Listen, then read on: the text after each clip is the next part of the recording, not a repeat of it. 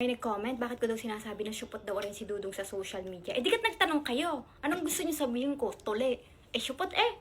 Eh, kung gusto niyo ba ako magsinungaling? Sabi, bakit mo naman sinasabi na syupot yun sa social media? Eh, respeto na lang eh yun sa iyong partner. Unang-una, normala ang sa kanya. Hindi niya, sa tingin niya, hindi yun katatawanan. Nagtataka nga siya, bakit nagpapakat-kat na gano'n. Tinanong ko nga dati, sabi ko, iba pa kasi ang tawagan namin dati. Sabi ko, you have na circumstances. Mali, ano ba yung circumcision? Ano ba yun? Kayo na ano ba yung circumcision?